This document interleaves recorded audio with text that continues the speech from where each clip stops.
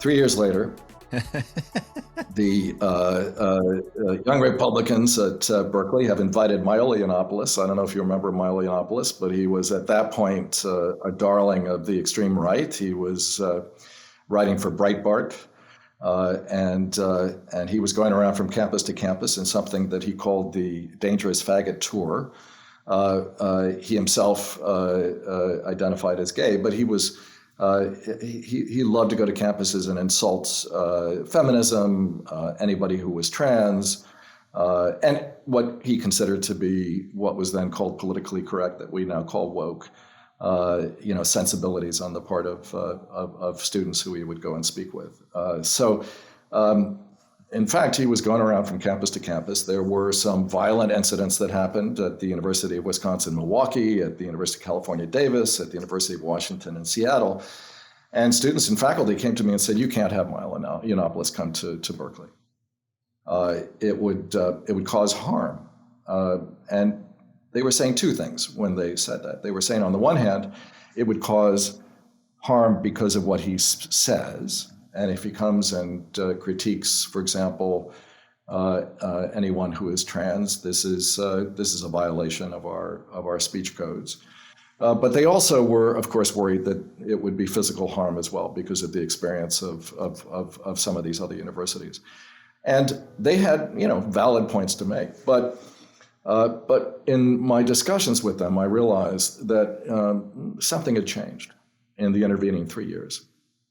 And whereas, 3 years before, any conditionality that might be attached to free speech was seen as bad, now these conditions were actually becoming more important than free speech. And there were increasing numbers of students and faculty who actually held that, there was no such thing as free speech on campus, because once you look at the relationships of power that are embedded within any kind of speech act, you immediately see that, some people are free to speak and other people are not.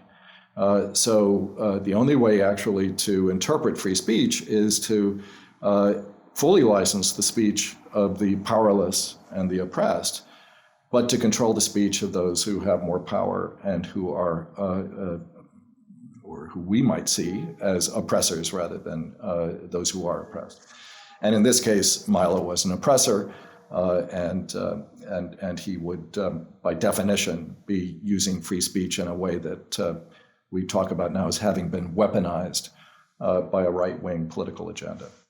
But I said, look, this is the place where free speech was born on American college campuses. This is, fundamental to our identity. And besides, the jurisprudence on this is clear. That when you are committed to free speech, you don't make judgments about who's going to speak and who isn't.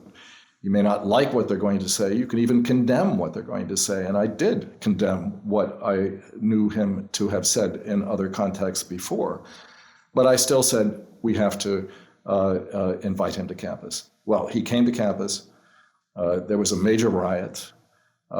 He wasn't allowed to speak in the end because we had to usher him off campus. It was quite dangerous. There were people who were breaking into the student center, causing tens of thousands of dollars worth of damage on our campus, and then they went around and caused even more damage in the city of Berkeley, right next door, and it was a mess. Now, the images of that event were broadcast on CNN, MSNBC, Fox News around the world. A lot of people saw them. I got calls from parents asking if it's safe for their kids to stay on campus because there was a fire in Sproul Plaza that looked like a major conflagration, but it was just a small fire. But it was nevertheless an image that got broadcast everywhere. But who was watching Fox News back in 2017, usually in an anteroom off the Oval Office in the White House. So the next morning I wake up and there's a tweet from the President of the United States, Donald Trump, basically condemning Berkeley for having shut down this exercise in free speech and asked whether we should receive no more federal funding. Right. So it was a it became a major, national incident. It was the first tweet against the university president. I feel proud to have been the one who fielded it. But it, of course, it was non-trivial, as we now know. It wasn't just, as it were, a figure of speech. But it, as an event, I think was curious because it was an illustration of how views on campus had changed about free speech, and of course there were lots of other incidents around controversial speakers that had different kinds of outcomes in each case, but which of course occasioned a great deal of public commentary and often condemnation of the university.